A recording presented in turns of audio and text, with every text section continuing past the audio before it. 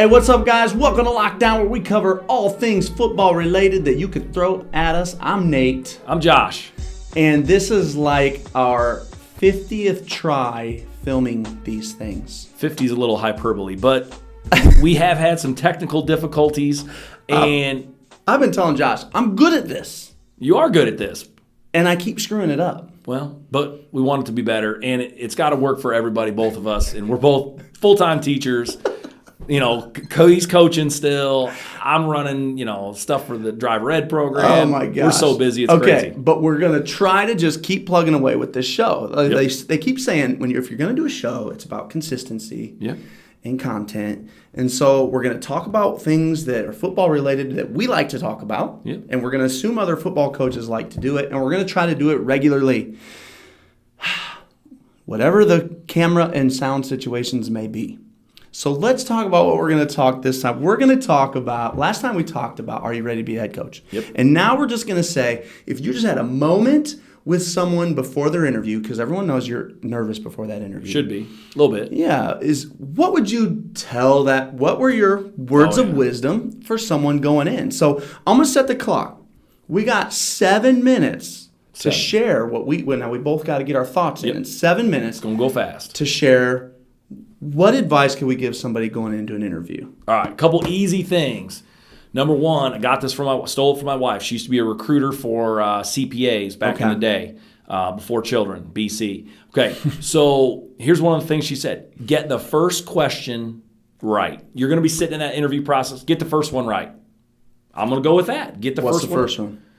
The first one is Can you know the first one? Well, you don't always know, but I've been in quite a few interviews, and I'm thinking now.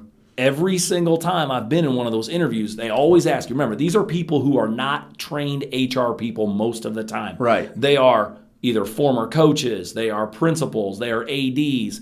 They might have had a minute or two to talk about interviews, Right. the new panels and all that stuff. Cut me. So one of the first things I always ask you, get to the point, is tell us a little bit about yourself. I was thinking that, but I thought that's not a question.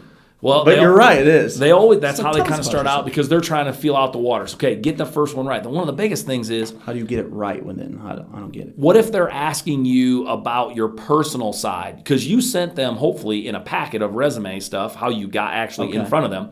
You sent them, now you didn't send them who you were, married, father of three, whatever. You didn't send them that. But they read the stuff on your professional stuff. If they're good at interviewing, they already probably know a little bit about you. So they're going to ask you, they're going to say, tell us a little bit about yourself. You respond with right away back to them, well, I'd love to. What would you like to know? That puts them back in the situation with, okay, now I know what I should say. Now I know where I need to go. What if they wanted to know about your professional side, because that's all they care about, and they don't care about you personally? And there's some places that are like that. And you end up talking about your personal side. They don't care. And they're like, Right. first of all, it's against the law That's to ask good. you about your personal stuff. So they just go professional. And then you got the flip side of that. So number one, get the first one right. Okay. That's a big deal. I like that. Okay. What do you think? Have you got the first question wrong? Have you? I don't think I have. I mean, now that you say it like that. But I do that first question. Tell me about yourself. I'm always wondering, which direction do they want me to go? But that's great. Just ask them.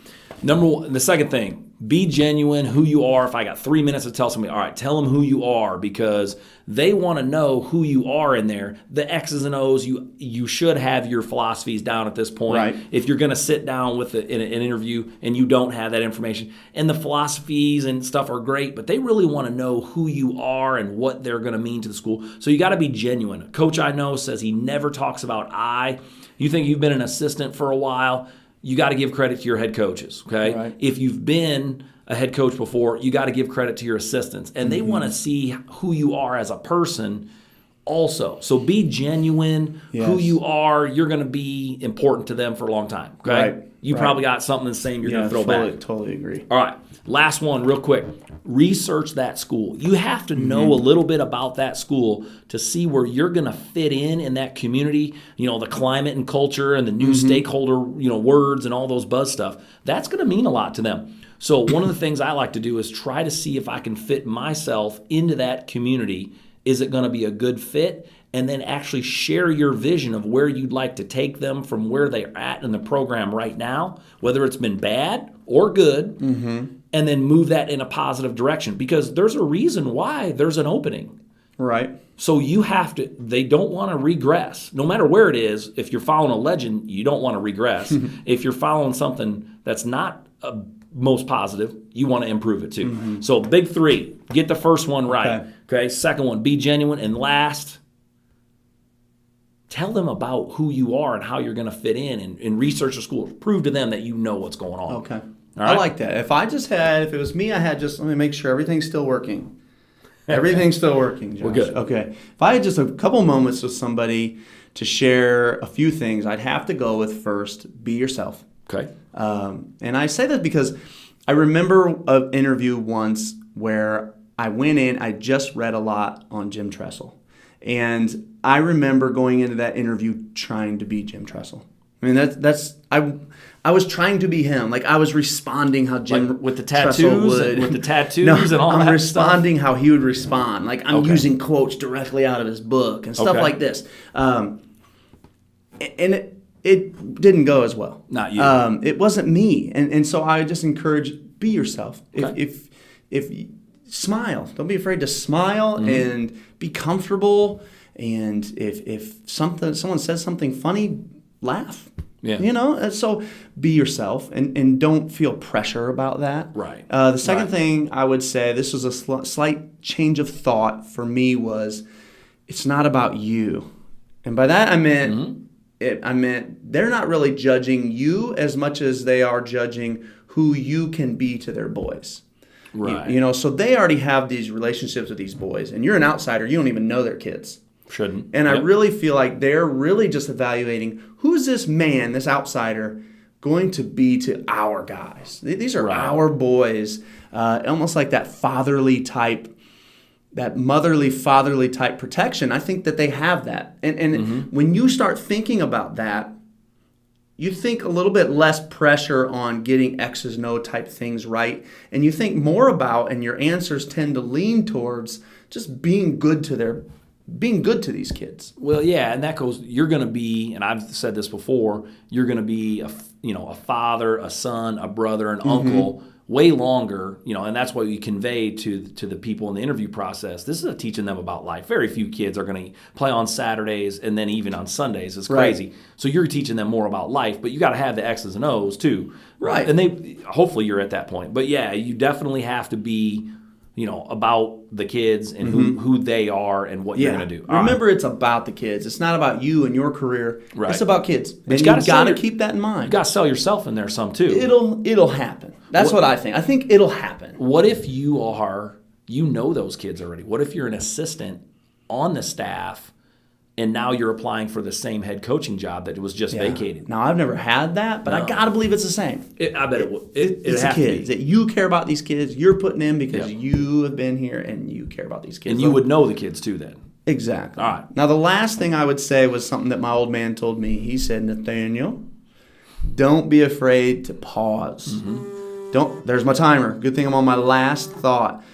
Don't be afraid that when they ask you a question, because you can't be prepared for every question they're going to ask. No. If you don't have that answer right now, don't be afraid to say, you know what, that's a great question. Can I think about that for a moment? They'll always say yes. And you just sit for 15, 20 seconds and you think for 15, 20 seconds. Now, when you're in front of a lot of people, That's a long time. it feels like an Forever. eternity.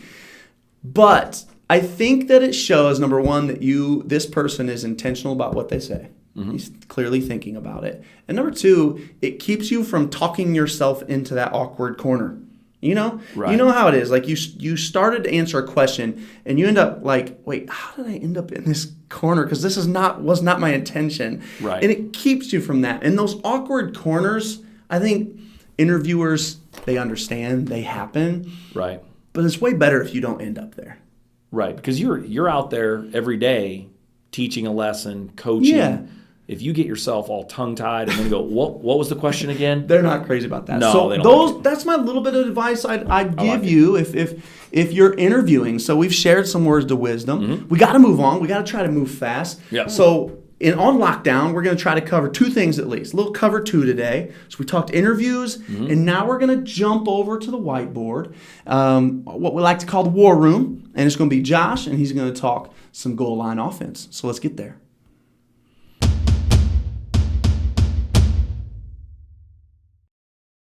All right. This is what I'm going to do on the goal line. We talked a lot about this situation. Came up in the Super Bowl. Not going to spend a whole lot of time on talking about why we do this, other than it's effective for us. It fits right in with our scheme. We've got lots of wrinkles off of this. But first thing we're going to do, we're going to get into an unbalanced situation right away. We got a wide receiver out here. We got 2 guys in the backfield. They're not fullbacks. They're defensive linemen or offensive linemen, guys who are really willing to hit.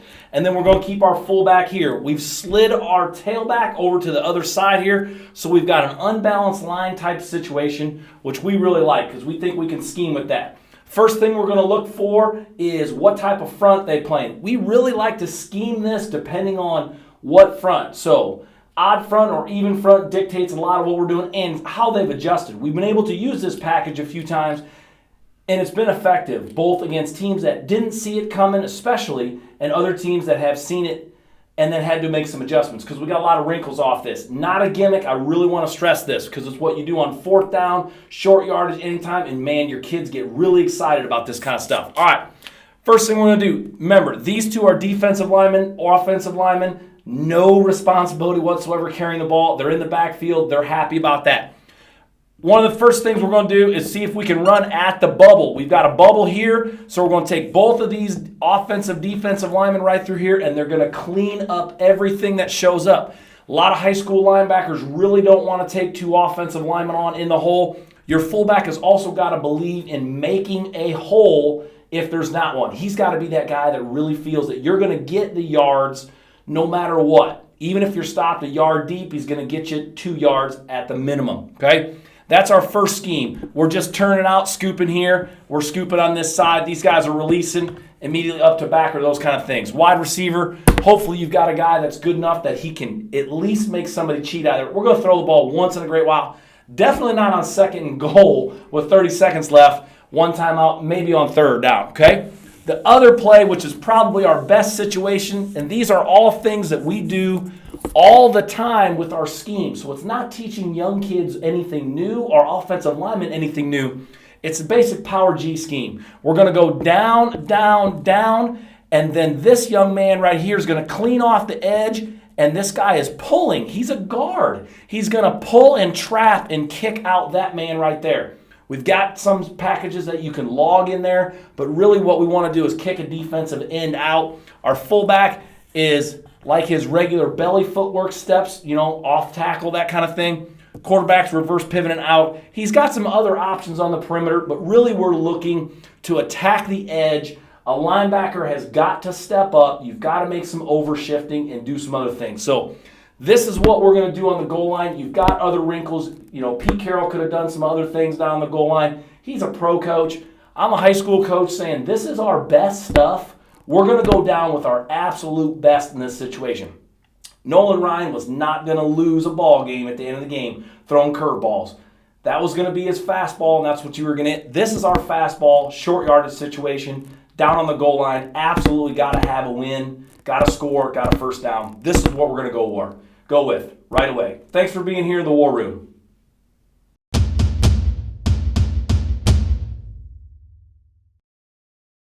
All right, Josh, thanks for that, man. I know that I've fallen victim to that exact package. Whether or not you guys knew it, Josh and I, our teams have played twice. 2 times. And you are 2-0 against me. I'm not crazy about that. We had a better team one year, and the other team, you were better, but we knew we couldn't line up. And it was unique. You saw what was on the board. It was unique. They outcoached us, and this was part of it. It caught us with the wrong personnel one time with a guy wide open. That killed us. And then you hurt us with this and played ball control. And we knew we had to. It was brilliant. But we also had a 2-bye-week season because we didn't play Hoopston and we didn't play Schlarman. So we had 2 weeks where you don't have a game on Friday. You can practice a lot. You do get a lot done. It's like a bowl game. I only know this because our schedules are the same and we had 2 bye weeks too. Luckily, one was right before the playoffs. That was nice. Ours was not. So thank you for sharing. Hey, we're going to sign off, man. Be sure to subscribe and like below. Check out chiefpigskin.com. Lots of great videos there. And we will catch up with you guys next week. Thanks.